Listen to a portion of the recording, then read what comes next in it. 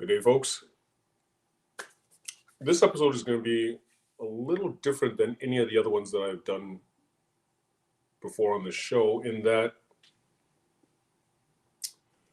this one's all about me. Anyone who knows me or knows of me knows that my life has been dedicated to athletics in one way or another.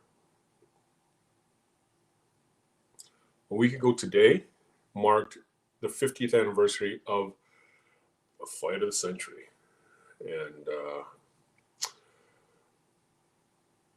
yeah, what a fight.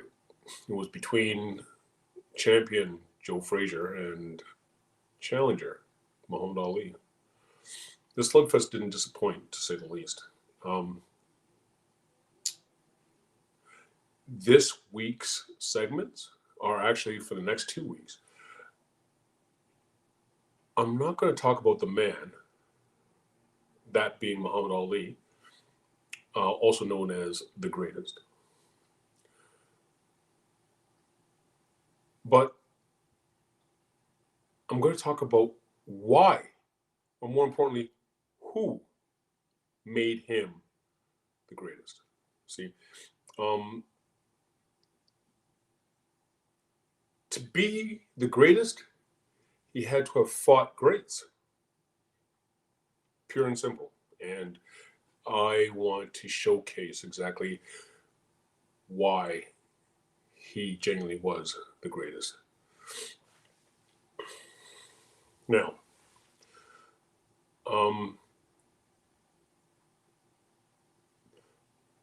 all was going swimmingly.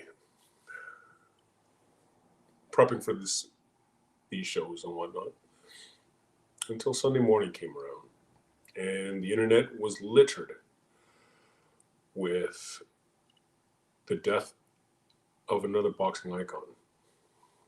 Long before I had started boxing, I admired Marvin Hagler. Being a youth that grew up in Ontario's version of the ghetto, having the ability to fight and fight well would garner my respect and admiration. And Marvin completely embodied fighting. Full stop. But Marvin did a lot more than that, at least for me. And I assume many other youth. Now, with that, my name is Bola Ray, and this is unfortunately the scoop. March 13th, 2021, marvelous Marvin Hagler, formerly Marvin Nathaniel Hagler, passed away. Outside of the passing of my actual family, the passing of Muhammad Ali and Nelson Mandela, no other person's passing has affected me like this. And I'm not too sure how long it's going to take for me to actually recover. Marvin was much more than just a boxer or even a champion to me. He embodied what dedication to one's craft was. And he did this before I even began boxing. During the 80s, I was more into volleyball and track and field. But the story of how Marvin would put himself in self-isolation and refer to it as jail was legendary.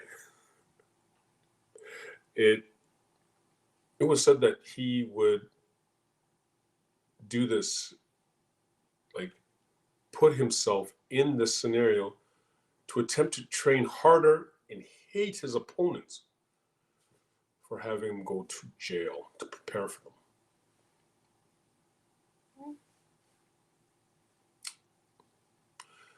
It was this level of dedication that, or dedication to winning, that I found admirable. He was an example of what a professional fighter was, in that he came to perform and he did it to the best of his ability every single night out. There was never a contest where you could say he had a bad day. He wasn't feeling great. He didn't even have injuries in the ring outside of cuts, but like they're never debilitating. He never lost a fight because of an injury.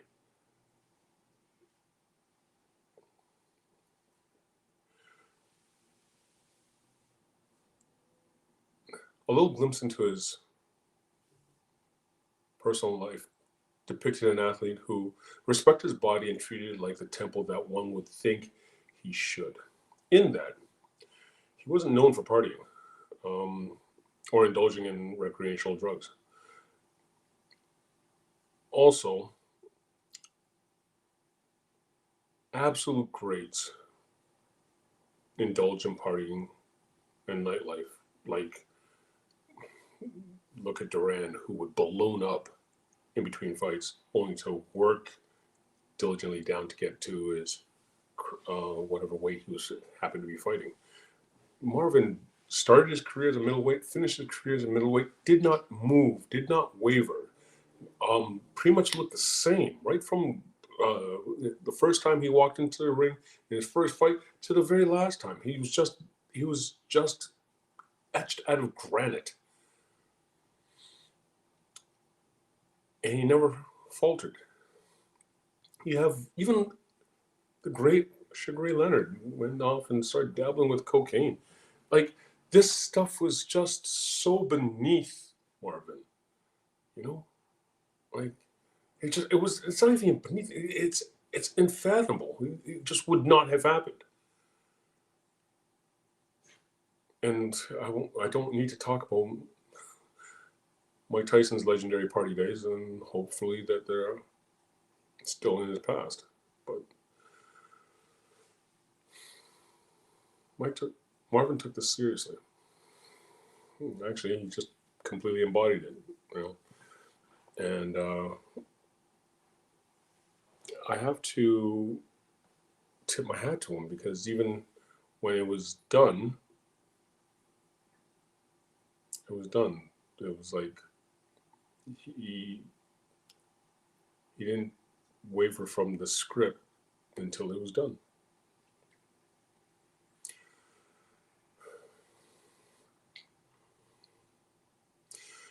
Marvin was a role model, and his passing feels like a big brother had fallen. Marvin taught me a few life lessons, and also exposed me to some. He was a man of very few words, but the words he did actually say, he meant, you know. There's that iconic clip of him running beachside, just chanting, "I'm the greatest. I'm the greatest. I can't be beat." And he couldn't. He couldn't. He avenged the two losses that he had prior to this final one. And Leonard, not to discredit Leonard, but Leonard handled his career more like a business. Marvin was a fighter. Leonard picked and chose and navigated his career, choosing the most opportunistic times to fight Marvin. He ducked Marvin for 7 years. He ducked him. And then, all of a sudden, when he felt that Marvin was slowing down or what have you, is when he decided to pray, or attempt to pray, because he did not win that fight. He attempted to prey on Marvin, aging Marvin, and no disrespect to him, he handled it like a business. And once he won, and Marvin was chasing him around looking for a rematch for a calendar year, he ran. Again, dealing with his career as a business. And there's nothing wrong with that. That's what it is. It's a business.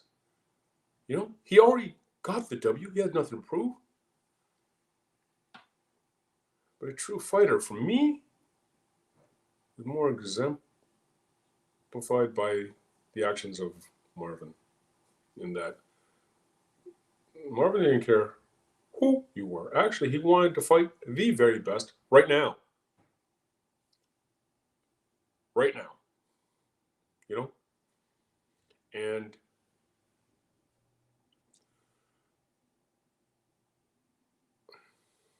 I think that speaks volumes on Marvin's behalf. Now,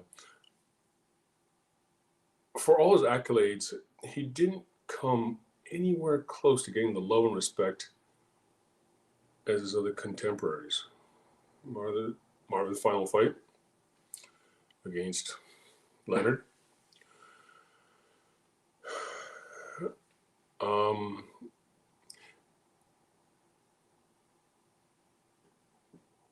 It was this fight that,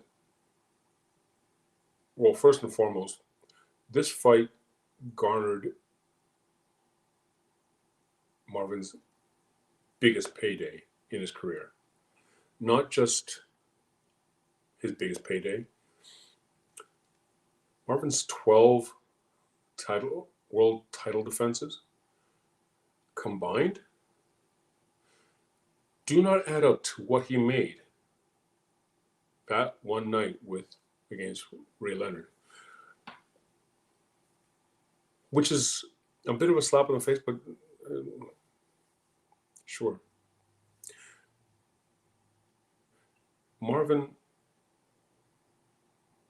came into that fight the champion, but it was the challenger that brought the love, that brought the eyes, that brought the money to make it. And that's, for the life of me, didn't understand it then, and I don't understand it now. Marvin was en route to breaking the all-time record for the most title defenses. That being his 13th fight, and with the record was 14 fights. I think he's still third in all time middleweight title defenses.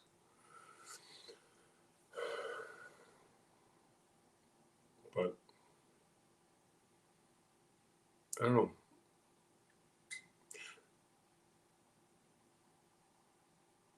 He impacted my decision to box, my decision to come down this path, leaving the other two sports I did well behind. And I want to thank his memory, his family, and just him. You know, I know you're no longer here with us in this form, but yeah, I want to thank you for being my mentor, per se, and your contribution to boxing history. With that, I won't prolong this any longer, and that's my episode. So, if you liked this episode, I don't care.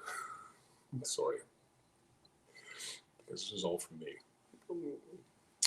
But hit the like button and subscribe. This is your boy Bola, and that's the scoop.